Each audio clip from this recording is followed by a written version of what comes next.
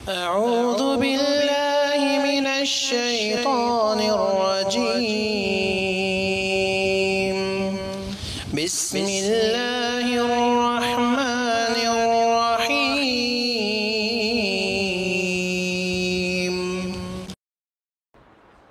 السلام علیکم ورحمۃ اللہ وبرکاتہ۔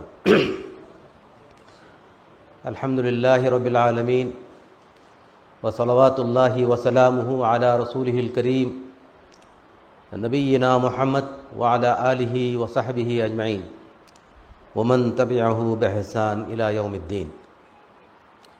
حضرات علماء کرام اور میرے عزیز رفقاء، بڑی خوشی کی بات ہے کہ ایک طویل عرصے کے بعد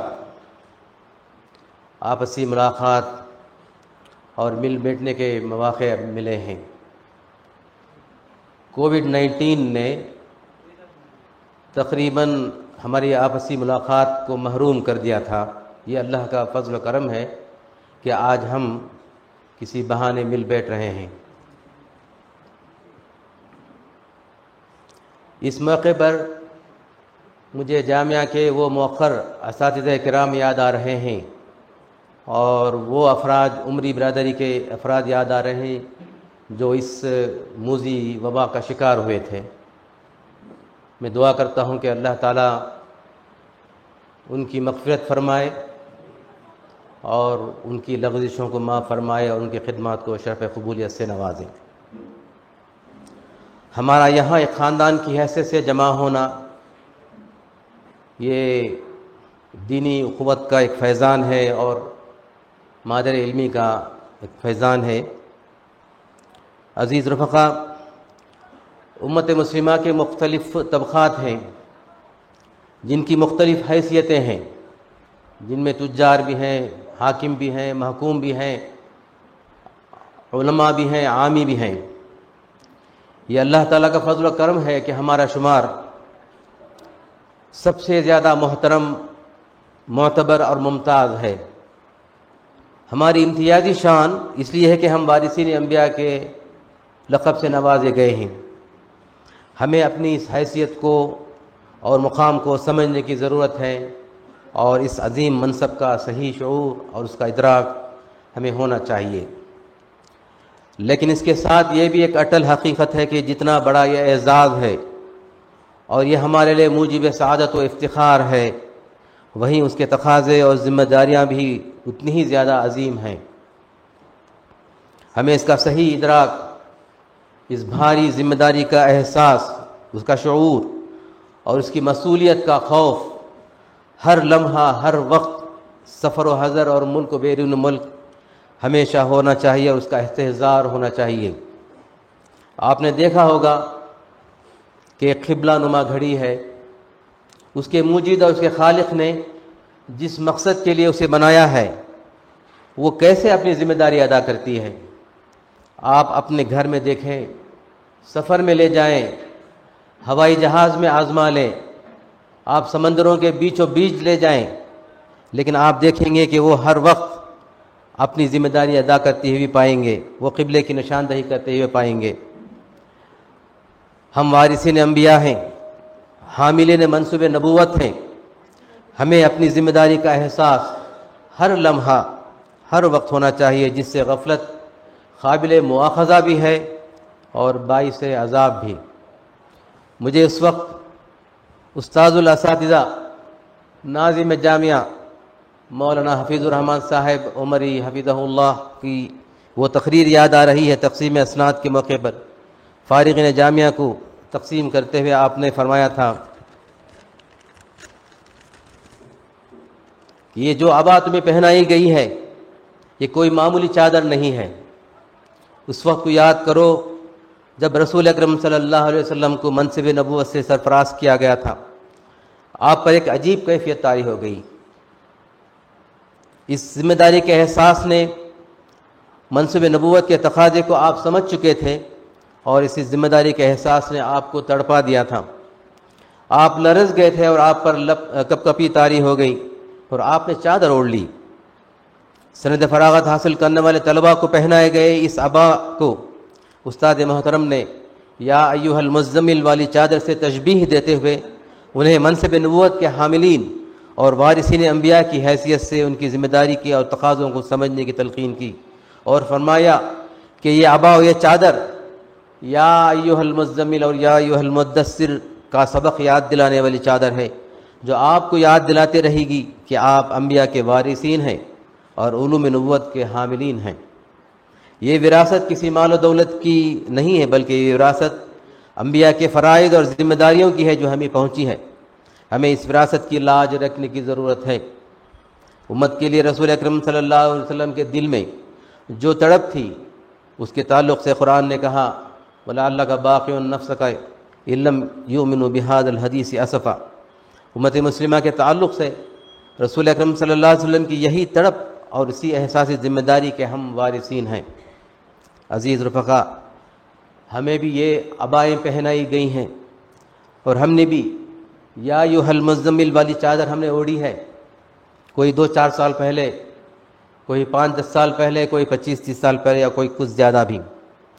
ہمیں اس وقت اپنا جائزہ اور اپنا احتساب کرنے کی ضرورت ہے کہ فراغت کے بعد سے آج تک ہم نے ہمارے شب و روز کیسے ہم نے گزارے ہیں۔ وارثین انبیاء کی حیثیت سے ہم پر جو ذمہ داری ہم پہ سوچی گئی ہے، کیا اسے ہم نے کہاں تک نبھایا ہے، اور اس پورے عرصے میں ہم نے کیا پایا اور کیا کھویا ہے۔ ہمیں اس کا احتساب کرنا ہے اور دیکھنا ہے کہ وقت کس تیزی سے گھلا جا رہا ہے، جیسے کہ یہ برف ہے جو ہر لمحہ گھل رہا ہے۔ ضرورت اس بات کی ہے کہ ہم احساس کی ایک عدالت قائم کریں۔ ماہر نفسیات جناب بشیر جمعہ نے اپنی کتاب میں لکھا ہے کہ دن بھر کی مصروفیات سے فارغ ہونے کے بعد رات میں سوتے وقت ہر آدمی احساس کی عدالت قائم کرے، جہاں ہم خود ملزم ہوں، ہم خود جج بنیں اور خود وکیل بن کر یہ مقدمہ لڑایا جائے، اور نتیجے کے طور پر جو فیصلہ صادر ہو وہ اگلے دن کے لیے نشان راہ ہوگا، اور اس کی بنیاد پر اگلے دن کا لاہ عمل طے کریں۔ پھر دیکھیں زندگی میں کیسی تبدیلی، کیسا انقلاب برپا ہوتا ہے۔ ہمیں اپنی ذمہ داریوں کو ادا کرتے ہوئے اپنے کام کی صحیح سمت طے کرنا ہوگا، اس لیے کہ ہمیں امت کی امامت کرنا ہے۔ دین و دنیا کے ہر شعبے میں ہمیں امت کی صحیح رہنمائی کرنا ہے، جس کے لیے ہمیں رخصت کی نہیں عزیمت کی راہ اختیار کرنا ہوگا۔ ہمیں اپنے زمانوں کے تقاضوں اور اس کی ضرورتوں سے مکمل آگاہی حاصل کرنا ہوگا۔ اسلام ایک عصری دین ہے، وہ زمان و مکان کی قید کے بغیر ہر زمانے کے مسائل کو حل کرتا ہے۔ اللہ تعالیٰ نے والعصر والانسان ان الانسان لفی خسر کہا، اور زمانے کی قسم کھا کر اس بات کی طرف اشارہ کیا ہے کہ ایک مسلمان کی نظر وقت کی ضرورتوں اور اس کے نبض پر ہونی چاہیے۔ اگر ہم صرف زکوٰۃ کی مثال لے لیں، عہد نبوی سے لے کے آج تک وہ واجب العمل رہا ہے، لیکن تجارت اور اموال زکوٰۃ کی نئی شکلیں آج وجود میں آ گئی ہیں۔ یہ اور اس طرح کے نئے مسائل سامنے آ رہے ہیں۔ امت مسلمہ ہماری طرف دیکھ رہی ہے کہ ہم ان کی رہنمائی کریں اور بتائیں کہ شریعت کیا رہنمائی کرتی ہے۔ امام محمد رحمۃ اللہ علیہ نے کسب حلال پر ایک کتاب لکھنا چاہا تو وہ پہلے کوفہ کے بازار گئے، مارکیٹ کے حالات، اس کی ضرورتیں، لوگوں کے معاملات اور ان کے مسائل سے پوری واقفیت حاصل کی، کاروبار و معاملات کے زمینی حقائق سے مکمل آگاہی حاصل کی، تاکہ لوگوں کی ضروریات کا صحیح علم ہو اور ان مشکلات کے حل کے لیے شریعت کی روشنی میں ان کی صحیح رہنمائی کی جا سکے۔ ایک عالم دین کے لیے ضروری ہے کہ وہ دین کے حقائق، اس کے اسرار و رموز اور اغراض و مقاصد سے گہری واقفیت حاصل کرے، تاکہ اسے تفقہ فی الدین حاصل ہو۔ ایسا نہ ہو کہ دین کے کچھ فروعی اور جزوی مسائل سے آگاہی حاصل کر لی اور دین کے اصول، اس کے پورے مزاج اور تقاضے کا ہمیں ادراک بھی نہ ہو۔ ہم جس ملک میں رہتے ہیں، ہم اقلیت میں رہتے ہیں، ہماری جو اقلیتی حیثیت ہے اسے بھی ہمیں سمجھنے کی ضرورت ہے۔ اس کے لیے ہمیں فقہ الاقلیات کا گہرائی کے ساتھ مطالعہ کرنا ہوگا، اور کتاب و سنت اور سیرت نبوی کی روشنی میں احکام و شریعت کو کیسے ان حالات میں منطبق کیا جا سکتا ہے، ہمیں اس کا ادراک ہونا چاہیے تاکہ ہمیں امت کی صحیح رہنمائی کر سکیں۔ اس کے علاوہ دین کے ترجیحات کا بھی ہمیں صحیح علم ہونا چاہیے۔ جن کے لیے فقہ الاولویات کا گہرائی کے ساتھ مطالعہ کرنا ہوگا، اور دین کے حکام اور اس کے درجات کے درجات کے تعین ہندوستان کے حالات کے تناظر میں کتاب و سنت کی روشنی میں ائمہ مجتہدین اور علماء سلف کے اقوال کی روشنی میں ہمیں کیا جانا چاہیے، جس کے لیے مستقل اور مسلسل محنت کی ضرورت ہوگی۔ دوران تعلیم جن کتابوں کا ہم نے مطالعہ کر لیا،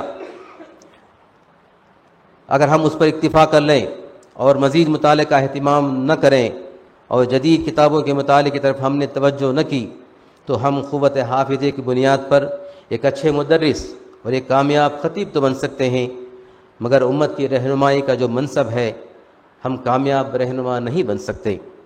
اور ساتھ ہی یہ بات بھی ہمیں ملحوظ رکھنا ہوگا کہ جدید مطالعے کے لیے ہر مکتب فکر کی کتابوں کا مطالعہ کرنا ہوگا، اس سے ایک دوسرے کی غلط فہمیوں کا ازالہ بھی ہوگا اور دوریاں دور ہوں گی۔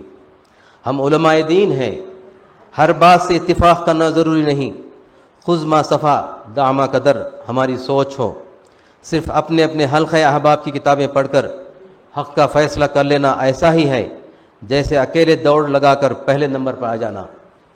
آخری بات جو مجھے کہنا ہے، جامعہ کے مزاج اعتدال اور دعوت و اتفاق و اتحاد کی اہمیت و ضرورت کو سمجھیں۔ ہم ہر حال میں اتحاد و اعتدال کے داعی بنیں، یہ حالات کا تقاضا بھی ہے اور دین کا تقاضا بھی۔ ہمیں فقہی معاملے میں وسیع القلب ہونا چاہیے، اور دین میں جو وسعت اور کشادگی ہے اسے ہمیں سمجھنے کی ضرورت ہے۔ اس معاملے میں ہر مکتب فکر میں جو شدت آئی ہے وہ مدارج احکام اور اس کے درجات کو نہ سمجھنے کی وجہ سے ہے، اور پورے دین کے مزاج اور مقاصد شریعت کا صحیح ادراک نہ ہونے کی وجہ سے ہے۔ جو حکام غیر منصوص ہیں وہ منصوص کے درجے میں نہیں ہو سکتے، اور جو حکام نصوص سے ثابت ہیں اگر ان میں ایک سے زیادہ معنوں کی گنجائش ہو تو ہمارے دل میں اتنی کشادگی ہونی چاہیے کہ ان میں سے جو لوگ جس رائے کو قبول کریں ہمیں اس معاملے میں مخلص سمجھیں۔ شاہ ولی اللہ رحمۃ اللہ علیہ نے ان دونوں فریقوں کو مخلص قرار دیا ہے۔ یہی وہ مزاج اعتدال ہے جو جامعہ کا ہمیشہ سے امتیاز رہا ہے۔ میری آپ سے درخواست ہے کہ مادر علمی کے اس امتیاز کو باقی رکھیں، بلکہ اس کی روشنی کو دوسروں کو بھی منور کریں۔ چراغ وہ ہے جس سے دوسرے چراغ جلیں، اسی لیے رسول اکرم صلی اللہ علیہ وسلم کو سراجن منیرہ کہا گیا۔ آپ جامعہ کا جلایا ہوا چراغ ہیں، امید ہے کہ یہ چراغ سے چراغ جلتا رہے گا اور ساری دنیا کو منور کرتا رہے گا۔ اللہ تعالیٰ سے دعا ہے کہ ہمیں دین کا صحیح فہم حاصل ہو، اس پر عمل کرنے کی ہمیں توفیق نصیب ہو۔